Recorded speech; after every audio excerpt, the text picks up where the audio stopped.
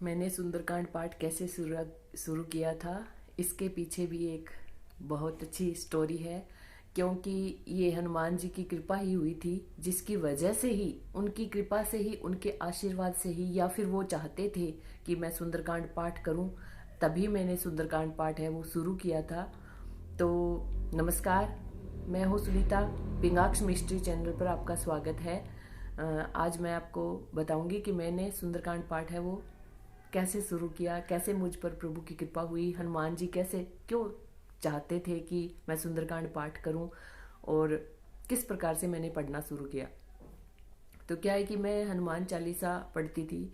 Back pain था मेरे, तो मेरे सुबह और शाम दोनों टाइम मैं हनुमान चालीसा पढ़ती थी। हाँ, ये जरूर है कि मैं सुंदरकांड पाठ मैंने वैसे किया है, लेकिन डेली करना या फिर संकल्प लेके करना या फिर ऐसे ही सोच के भी प्रभु को मैं सुनाऊं, ऐसा मैंने कभी नहीं किया।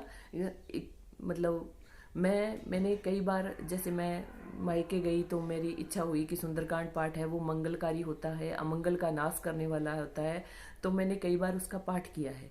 और मैंने मेरे भाई के लिए, मेरे भाई को मैंने बहुत बार ऐसा कहा है कि तू सुंदरकांड पाठ कर, जैसे 40 सुंदरकांड का संकल्प लेकर के और करो। तो मेरे भाई ने मेरे कहने पर बहुत बार सुंदरकांड पाठ उसने किया है, 40 सुंदरकांड का संकल्प लेकर। और अभी भी वो सुंदरकांड पाठ है वो, जब भी उसे प्रॉब्लम कोई आती है तो वह 40 सुंदरकांड पाठ वह है संकल्प लेकर करता ही रहता है। लेकिन जैसे जैसे मैं हनुमान चालीसा पढ़ती जा रही थी, तो शायद हनुमान जी की, प्रभु की इच्छा थी कि मैं सुंदरकांड पाठ करूं, लेकिन मेरे तो मन में ही नहीं था, दिमाग में भी कभी नहीं आया कि सुंदरकांड पाठ करना चाहिए या करूं, मैं भी करूं। क्योंकि मैं दूसरे को तो सलाह दे रही थी, लेकिन खुद उसको अपना ही नहीं रही थी। तो क्या हुआ कि जब भी मैं हनुमान चालीसा पढ़ती थी, तो मेरा क्या था कि मैं आंख बंद करके पढ़ती थी हनुमान चालीसा। मतलब हनुमान जी को मैं सुना रही हूँ। और हनुमान चालीसा भी किस प्रकार से पढ़ते हैं या किस प्रकार से हमें पढ़नी चाहिए, जिससे कि जल्दी हमारी हनुमान चालीसा सिद्ध हो जाए और जल्दी से, यानी हनुमान जी प्रसन्न हो जाए। तो उसके लिए भी मैंने एक वीडियो बनाई है जिसमें बताया है कि हनुमान चालीसा किस प्रकार से हमें पढ़नी चाहिए। तो वो आपसे देख सकते हैं, उसका लिंक मैं डिस्क्रिप्शन बॉक्स में दे दूंगी। तो हनुमान चालीसा में जब पढ़ती थी, आंख बंद करके पढ़ रही हूँ और ध्यान लगाती थी कि कोई हनुमान जी की मूर्ति मेरे सामने है और मैं उसके सामने पढ़ रही हूँ। हालांकि मैं पूजा घर में बैठ के ही पढ़ती थी।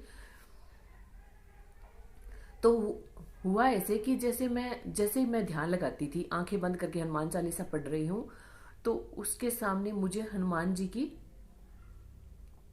एक तस्वीर दिखती थी।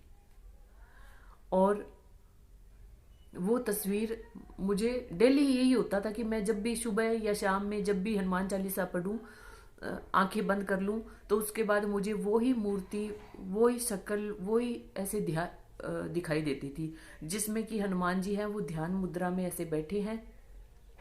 और मैं मंदिर भी जाती थी, वहां की जो मूर्ति थी, तो मैं सोचती थी कि मैं उसका ध्यान लगाऊं, उस पर केंद्रित करूं, वो जो मूर्ति है उसकी तरफ वो अपने मतलब मन में लेके आऊं। लेकिन ऐसा नहीं होता था। जब भी मैं हनुमान चालीसा पढ़ती थी, सिर्फ वो ही तस्वीर मेरे सामने आती थी, वो ही मूर्ति, वो ही चेहरा सामने आता था। ये होता गया ऐसा ही।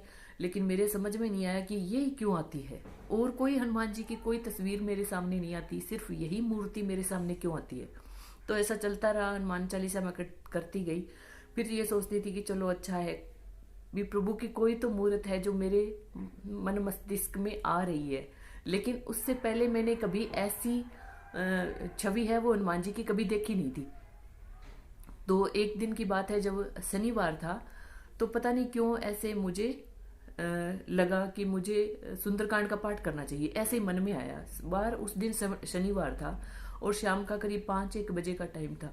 मैंने कहा, मैंने मेरे हस्बैंड से कहा कि मुझे तो ना आप सुंदरकांड ला के दो, मुझे सुंदरकांड पढ़ना है, आज ही शनिवार है, आज ही से संकल्प ले करके मैं तो शुरू करूंगी और मुझे पढ़ना है। तो वो बोले कि अब तो शाम का टाइम है, अब कहाँ सुंदरकांड मिलेगी।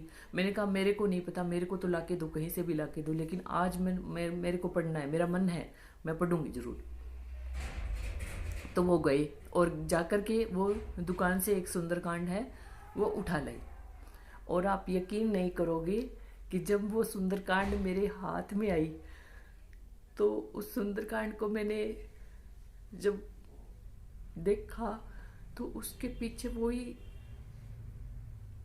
तस्वीर बनी हुई थी जो मेरे हनुमान चालीसा जब पढ़ती थी तो उस समय जो मेरे दिमाग में आती थी। उसमें सफ़ेद कलर के हनुमान जी हैं, जो आपने भी वो तस्वीर देखी होगी, कहीं व्हाट्सएप पर या गूगल पर कहीं देखी होगी, जहाँ वाइट कलर के हनुमान जी और वो ध्यान मुद्रा में ऐसे बैठे हैं श्री राम जी के। वो मुझे दिखाई देती थी और वो उस सुंदरकांड में पीछे लगी हुई थी। और जब मैंने उसको देखा ना,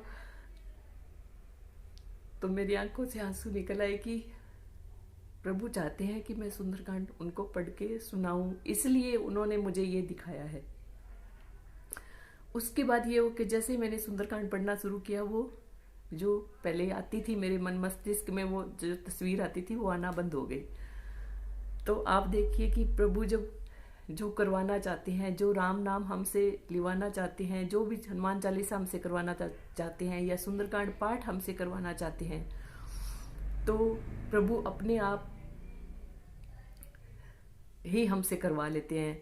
ये जो हम भगवान का नाम ले रहे हैं ना, और ये जो हम राम नाम ले रहे हैं, हनुमान चालीसा पढ़ रहे हैं, ये सब प्रभु की कृपा से ही होता है। अगर आप ऐसा कर रहे हैं तो ऐसा मानिए कि इस आप पर प्रभु की कृपा है, तभी आप ले पा रहे हैं। यानी नहीं तो प्रभु की माया ऐसी है कि आपको एक क्षण में बुला देंगे वो, और आप प्रभु का नाम तक नहीं ले पाएंगे। इतनी वो माया में फंसा देंगे आपको कि आप भूल जाएंगे कि मुझे प्रभु की पूजा करनी है। ऐसी ही है प्रभु की माया। उनकी जब कृपा होती है तभी हनुमान चालीसा पढ़ सकते हैं हम, तभी हम राम का नाम ले सकते हैं। अगर आप ये सोचते हैं प्रभु की शरण में हैं, आप हनुमान जी की शरण में हैं, राम जी की शरण में हैं, तो ये सब उनकी कृपा है, तब आप हैं, हम हैं। नहीं तो उनकी कृपा के बिना हम एक राम का नाम नहीं ले सकते, क्योंकि माया इतनी प्रबल है। तो अगर आप प्रभु की शरण में हैं और आप राम नाम ले रहे हैं, आपकी मनोकामना पूर्ण नहीं हो रही, लेकिन आप प्रभु का भजन कर रहे हैं ना, तो आप अपने आप को भाग्यशाली समझिए कि जो राम का नाम लोग भूले हुए हैं उसे आप ले रहे हैं। इसका मतलब ये है कि आप पर प्रभु की बहुत कृपा है, हनुमान जी की बहुत कृपा है, श्री राम जी की बहुत कृपा है, तब आप ले पा रहे हैं। तो आशा करती हूँ आपको ये वीडियो अच्छी लगी होगी। तो अच्छी लगी है तो चैनल को सब्सक्राइब करें, लाइक करें। जय श्री राम।